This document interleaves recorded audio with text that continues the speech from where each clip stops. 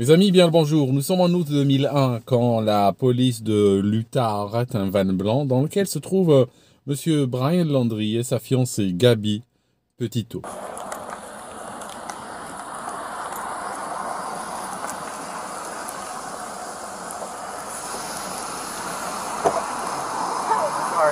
You want to place your vehicle into park and go ahead and turn it off for me? No, park? Oh, it isn't park yet. Okay, turn off your engine. Go ahead and set your keys on the dash for me, all right? What's your guys' names? Gabby. I'm Brian. Gabby, Brian? Okay. What's going on? How come you're crying? I'm just sorry. We've just been fighting this morning. Some personal issues. It was a long day. We were camping yesterday. Cette dernière va immédiatement commencer à expliquer à la police que tout est de sa faute. Je suis émotionnel, je suis en train de créer un site web, je suis en train de lancer des médias sociaux, c'est moi qui l'énerve, c'est moi qui l'empêche de conduire, c'est moi qui l'empêche de se concentrer. Elle est littéralement en train de s'accuser devant la police. Comment cette histoire a commencé? Nous sommes en 2019 en Floride quand la jeune Gabi Petito, 20 ans, fait connaissance de ce Brian. Commencent à sortir ensemble, assez rapidement il va proposer, et ils deviennent fiancés. Le jour des fiançailles, ils sont très bien habillés, il va poster une photo, et il écrira cette parole prémonitoire littéralement, jusqu'à ce que la mort nous sépare. Par la suite, ils vont travailler, surtout Gabi, elle va énormément travailler, elle fera jusqu'à 50 heures par semaine, pour mettre de l'argent de côté, afin qu'ils réalisent le voyage de leur vie. Alors le voyage de leur vie, n'allez pas imaginer un tour du monde ou des choses comme ça.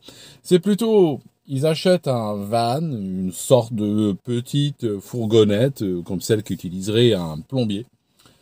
Ils vont l'aménager à l'arrière, en confort extrêmement limité, et ils décident d'aller faire le tour des États-Unis. Ils commencent par les parcs nationaux, les forêts, les déserts, et en même temps, chaque fois qu'ils arrivent à une destination, ils vont se photographier et partager des photos, partager ce rêve idyllique à une Amérique qui est coincée à la maison par le Covid. Hello, and good morning. It is really nice and sunny today. But I'd say this is one of the best so far. Since we left New York, I've only set up my hammock once. And now we're all the way in Utah, and luckily enough, I was able to set up my hammock in one of these trees. And we're kind of like in the desert. Very few trees. Donc ils sont en train de documenter leur voyage. Mais il y a toujours, et souvent malheureusement, une différence entre ce qui est montré sur les médias sociaux et la réalité. La réalité, c'est ce jour de août 2021 qui va se manifester quand des appels arriveront à la police de l'Utah. Des gens leur disent, écoutez, on a vu un couple en arrivée aux mains, et puis ils sont montés dans un van blanc, ils sont partis. C'est pour ça que la police va les arrêter plus tard sur le bord de la route et les séparer. Ils vont mettre la fille dans leur voiture, dans une voiture, et ils vont prendre le gars de côté. Ils vont commencer à les interroger séparément. Well, why don't we do this? Why don't I sit you down in the back seat of my car? You're not in any trouble, okay? I'm not going to be putting handcuffs on you. You obviously don't have any weapons. I'm going to get you into the air conditioning, let you take a breath, relax a little bit, and then I'll come back and talk to you in a few minutes, okay? Okay. Alrighty. Le problème, c'est que on a deux attitudes ici.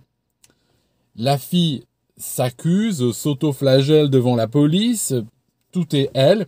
À un moment donné, même le flic va lui dire, vous avez des traces. Elle a même une trace de baffe sur le visage. Il y a son œil droit qui commence à se tuméfier, tout ça. Donc, elle a subi des violences physiques.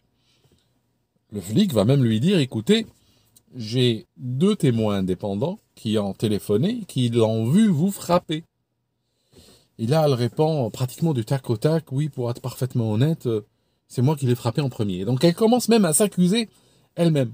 2 people that came to us and told us that they saw him hit you. There's 2 people saying that they saw him punch you. We're just independent witnesses by Moonflower. Well, to be honest, I definitely hit him first. Where'd you hit him? De l'autre côté, le gars, lui, eh ben, il parle à la police, il est très relax, il la défend même, il est souriant, très coopératif. Il montre les traces qu'il a. Au bout d'un moment, même les flics commencent à pencher en se disant, c'est vrai finalement. Lui, il dit qu'elle l'a frappé, elle dit qu'elle l'a frappé. Donc finalement, c'est elle la violente dans l'histoire. You want to go hike arches before the sun goes down? Okay. You want to tell me about those scratches on your face? She had a cell phone in her hand. That's why I was pushing her away, because she wanted I locked the keys so I could walk away. I said, let's just take a breather and let's not go anywhere. Let's just calm down for a minute because she was getting worked up. And then she had her phone and was trying to get the keys from me, so I got in the way. I was just trying to. I know I shouldn't push, but I was just trying to push her away to go. Let's just take a minute, step back, and breathe. And she got me with her phone. Can I see your hand? Oh, you got a mark right here. Oh, that's from a wire. That's from a wire? Yeah. You want to tell me about hitting that curb? Hitting the curb was her grabbing the wheel.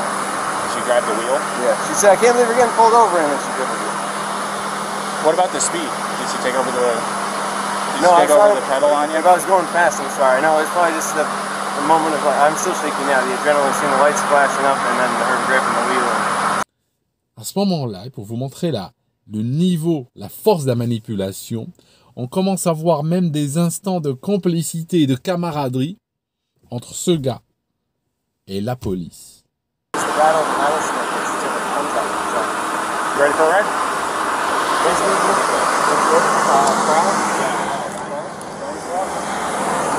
My door's open. Just climb in the back seat for me. Yeah. Les flics sont pourtant présents en nombre, il y a jusqu'à 3 voitures sur scène, et tous se font avoir par ce type. Ils décident, au bout de plus d'une heure d'investigation, ils décident de les séparer pour la nuit. Ils leur disent, on vous sépare, la fille, elle prend la voiture, le van et elle part, et puis le gars, il est embarqué par les flics et ils vont l'emmener à l'hôtel pour qu'il passe la nuit dans un hôtel. Le niveau de camaraderie est tel que le flic, une fois qu'il démarre la voiture, il lui dit « Tu aimes la musique ? Si tu veux, je peux la changer. J'ai mon iPhone qui est branché sur la sono du patrouilleur. Si tu veux, je peux te mettre une musique que tu apprécies. » À ce niveau-là. En tout cas, il démarre et puis l'histoire s'arrête là, pour le moment. Quelques jours plus tard, cette jeune Gabi Petito arrête de communiquer avec ses parents. Il n'y a plus aucun retour. La maman n'arrête pas de lui envoyer des textos, elle ne répond pas. Elle regarde ses médias sociaux, il n'y a plus rien qui arrive. Elle s'inquiète, d'autant plus qu'elle reçoit un message un petit peu bizarre. C'est la Gabi Petito qui dit à sa maman « Oui, il y a mon grand-père qui cherche à me contacter, est-ce que tu peux l'appeler parce que dis-lui que j'ai pas de réseau et tout ça. » Sauf que, quand elle écrit ce message, elle désigne son grand-père par son prénom, ce que Gabi n'avait jamais fait de sa vie. Elle l'appelle mon grand-père. Il faudra 7 jours de silence pour que la maman réellement, cette fois-ci, s'inquiète et aille voir la police. Alors elle va expliquer l'histoire. Bon, les flics vont immédiatement publier un avis de recherche avec la photo de Gabi, la photo du véhicule, un numéro de téléphone, un petit texte, et ça sera partagé partout. Le lendemain, et là nous sommes au début septembre 2021, le lendemain, la police va arriver chez la famille de Gabi avec une nouvelle assez ahurissante. C'est très dingue ce qu'ils vont lui dire. Ils ont trouvé le véhicule. Ils l'ont trouvé où? Ils l'ont trouvé pas très loin. Ils l'ont trouvé juste à côté en fait. Le véhicule est juste là parce que tout simplement le gars est revenu. Brian est revenu, il est chez ses parents. Le véhicule est garé devant la maison de chez ses parents. Ça, c'est le premier point. Deuxièmement, il ne veut pas répondre aux questions, ni lui ni ses parents. Ils ne veulent pas répondre. Ils ont même pris un avocat. Voilà, c'est tout. Et leur avocat leur a dit de se taire, et celui qui veut vous parler, vous l'envoyez vers moi. Donc à ce moment-là, la famille va se retrouver dans une situation complètement infernale. Leur fille a disparu. Elle est partie avec un gars qui est revenu tout seul. Le gars qui est revenu ne veut pas parler à la police, ne veut pas parler à la famille, ne veut rien dire. C'est tout. Silence radio. À un moment donné, la nouvelle commence à diffuser dans les médias. Elle commence aussi à diffuser dans la communauté, comme on dit. Les gens encerclent avec des panneaux, encerclent la maison de la famille de Brian et commencent à crier « Elle est où Gabi? Elle est où Gabi ?» Les gens veulent des explications. Yeah! Where's Gabi, Brian? Where's Gabi? Where's Gabi? Where's Gabi? Where's Gabi? Where's Gabi, Brian? We're out here!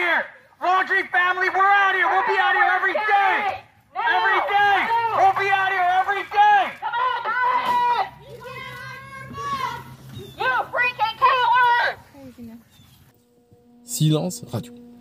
La police ne peut rien faire parce que, voilà, leur avocat, l'avocat de ce Brian dit, écoutez, si vous avez des éléments, vous l'inculpez, si vous n'avez rien, ben, vous n'approchez pas mon client. Et la police va faire quoi? Elle va installer une patrouille devant chez lui, elle va installer des caméras, et elle va commencer juste à surveiller ses allées et venues, c'est tout ce qu'ils peuvent faire, mais sans le déranger. L'histoire va durer encore quelques jours. Là, les flics soudainement trouvent un élément. C'est un petit élément qui leur permet de tomber sur Brian Laundrie. Ce n'est pas lié à la disparition, c'est lié à autre chose. Ils découvrent, en épluchant les comptes de Gabi, que pendant qu'elle avait disparu, n'est-ce pas? Eh bien, lui a utilisé sa carte bancaire. Ça signifie, quand il a fait le chemin depuis le Wyoming, où elle a disparu, jusqu'à la Floride, il y a à peu près 4000 km, eh bien, il a dépensé pour $1000 en carburant et autres frais de bouche, en utilisant la carte de Gabi, sa carte à elle. Ça, c'est une fraude. Donc, ils se disent, il y a une fraude bancaire, nous, on peut avoir un mandat. Ils préparent le dossier de fraude bancaire, quand, soudainement, il y a un truc énorme qui va arriver.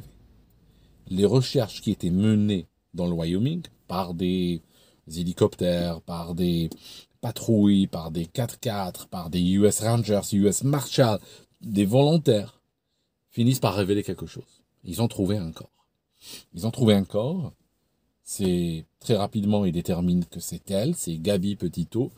Elle était là, le corps ne ressemble plus à rien, parce que ça faisait à peu près 3 semaines, 4 semaines qu'elle était morte dans un désert où la température, en été, peut monter des fois jusqu'à presque les 50 degrés. Donc, il le trouve littéralement l'état de squelette. Mais il détermine qu'elle a été tuée par strangulation. Là, la pression monte sur la famille de Brian Laundrie. Dites-nous ce qui se passe. Dites-nous ce qui se passe. Mais à un moment donné, le papa, il sort. Il fait, très cyniquement, il fait la tondeuse à gazon. Il tond le gazon. Il fait des allers-retours avec sa tondeuse. Et le journaliste lui dit, Gabi Petito a été trouvée morte de strangulation. Qu'est-ce que vous en dites? Il ignore complètement.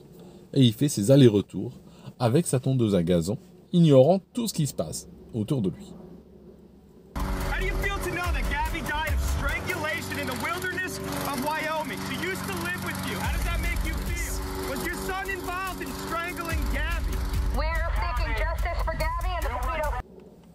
Là, soudainement, le lendemain, la famille de Brian va contacter la police. Et cette fois-ci, c'est autre chose qu'ils ont à dire.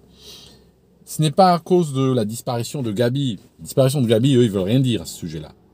Mais cette fois-ci, c'est Brian qui a disparu. C'est leur fils qui a disparu.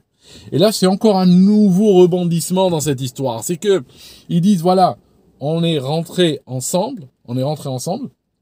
Et puis, il était venu donc de Floride, enfin du Wyoming en Floride.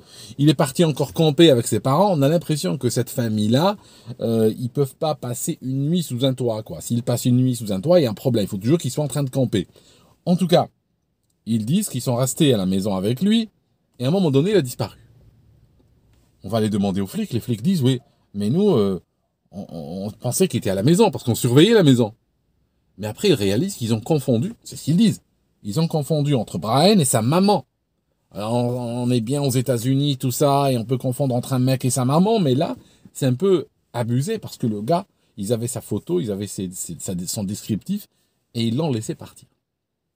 Va se lancer une deuxième chasse à l'homme, une deuxième recherche qui va, cette fois-ci, ça ne sera plus dans le Wyoming, mais ça sera en Floride. La méga recherche avec les chiens, avec les 4x4, les hélicoptères et tout ça. Surtout que, bon, la Floride est un état qui est extrêmement marécageux, donc il va falloir y aller, c'est pas évident pour faire ce genre de recherche. Et nous sommes vers la mi-septembre quand la police va trouver un corps. Une autre fois encore, ils vont trouver un corps, et cette fois-ci c'est celui de Brian Laundrie. Alors ils vont trouver à côté de lui une lettre. Ils vont trouver une lettre qu'il a écrite. Il a écrite sur un carnet. Le carnet a été passablement effacé par les éléments, mais ils ont réussi quand même à révéler l'encre. Donc il a laissé des aveux, disant que c'est lui qui l'a tué. On pourra analyser ces aveux dans une autre vidéo. Mais voilà comment se termine cette histoire. Il a tué cette fille. Il était violent avec elle. C'était quelqu'un qui l'a contrôlée. Il a fini par la tuer. Et puis, au bout du compte, il s'est suicidé. J'ai une autre version. Je vous en parlerai dans une autre vidéo quand on analysera le texte de ce détraqué. Merci mes amis d'avoir regardé jusque-là et on se voit dans une autre vidéo.